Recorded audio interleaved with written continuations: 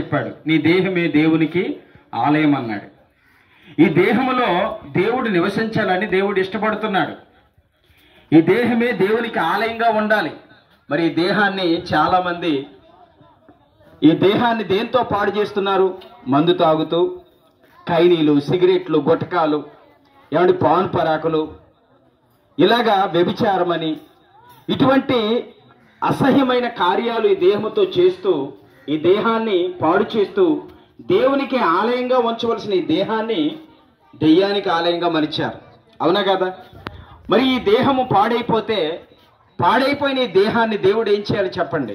నాశనం చేయాలి. మన జీవితాన్ని మనమే పాడు చేసుకున్నాం. దేవుడికి ఇష్టం లేని బ్రతుకు బ్రతికి ఈ లోకాన్ని దేవుడు మనకి చూపించాడు. తల్లి గర్భంలో నుంచి ఎప్పుడైతే మనము ఈ లోకంలో అడుగు పెట్టామో ఈ లోకాన్ని మనం చూసాం. ఈ లోకాన్ని మనం చూసామంటే దేవుడు మనకి చూపించాడు ఈ లోకం. ఏమంటే అమ్మ కడుపులో నుంచి, తల్లి గర్భంలో నుంచి మనం బయటికి రాకపోతే ఈ లోకం ఉందని మనకు తెలుస్తుందా? తెలీదు. అలాగే మరణించిన తర్వాత కూడా మరో 2 లోకాలు ఉన్నాయి.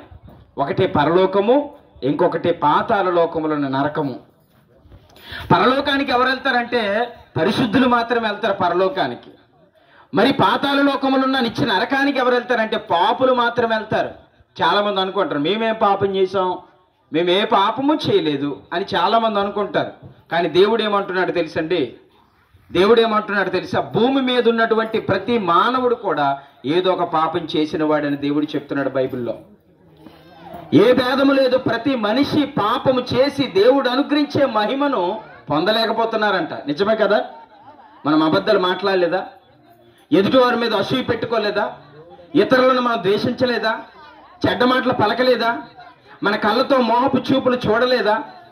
అంటే ఈ భూమి మీద పుట్టిన మొదలుకొని చచ్చిపోయినంత వరకు మన జీవితంలో ఏదో ఒక తప్పు, ఏదో ఒక పాపం జరుగుతూనే ఉంటుంది.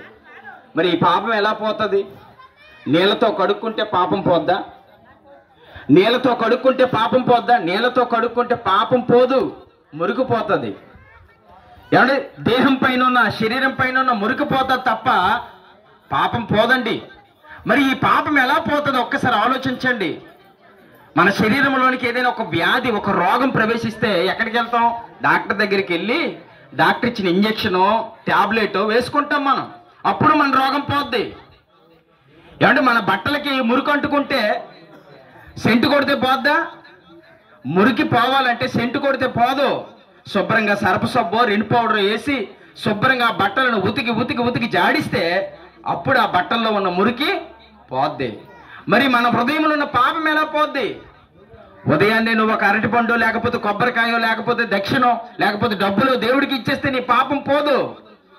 దేవుణ్ణి విశ్వసించాలి, హృదయంలో పెట్టుకోవాలి. నువ్వు దేవుడి దగ్గరికి వెళ్ళి ప్రభువా నేను పాపినని ఒప్పుకోవాలి. ఒప్పుకునేవారు ఎవరైనా ఉన్నారా? అయ్యా నువ్వు పలానా తప్పు చేసావంటే నేనెక్కడ తప్పు చేశాను? నేను ఏ పాపం చేయలేదు, ఏ తప్పు చేయలేదు అంటాం మనం. అంటే మనము తప్పును ఒప్పుకోవడానికి ఇష్టపడం. కానీ మనమందరము తప్పులు చేసిన వారమే, మనమందరము పాపము చేసిన వారమే. మరి పాపులమైన మనం ఎక్కడికి వెళ్తాం? నిత్య నరకానికి వెళ్తాం. నరకంలో ఏముంది? సినిమాలు, సీరియళ్ళు ఉండవు నరకంలో. ఏమంటే అక్కడ బ్రాందీ, విస్కీ, రమ్ము శుభ్రంగా ఇష్టానుసారంగా తాగుతాం అనడానికి అక్కడ మందు ఉండదు. లేకపోతే శుభ్రంగా సీరియల్ మీద సీరియల్, సినిమా మీద సినిమా చూడడానికి అక్కడ అవకాశం ఉండదు.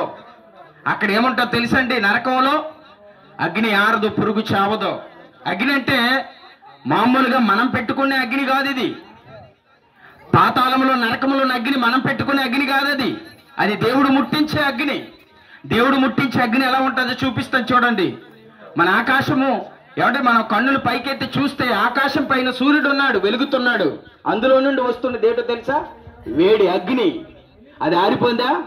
అది ఆరదది, నిత్యం మండుతూనే ఉంటది. అలాగే పాతాళ లోకములో దేవుడు పాపుల కోసం, చెడిపోయిన వారి కోసం ఏర్పాటు చేసినటువంటి అగ్ని ఏదైతే నరకం ఉందో ఆ అగ్ని కూడా ఆరిపోదు. అక్కడికి వెళ్ళిపోతాం మనం. అక్కడి నుంచి తప్పించుకునే అవకాశం ఉండదు. బాబు ఇక్కడి నుంచి తప్పించండి, అగ్నిలో కాలిపోతున్నాను, ఇక్కడ బాధపడుతున్నాను, నన్ను రక్షించండి, కాపాడండి అంటే ఎవరు కాపాడరు. మరి ఎలా కాపాడబడతాం? ఏమంటే భూమి మీద ఉన్నప్పుడే ఆ అగ్ని గల నరకములో నుంచి తప్పించుకునే మార్గం ఉంది. పాపము నుంచి విడుదల పొందే మార్గం ఉంది. పాపము నుంచి పరిశుద్ధపరచబడే మార్గం ఉంది. ఆ మార్గమే యేసుక్రీస్తు ప్రభు.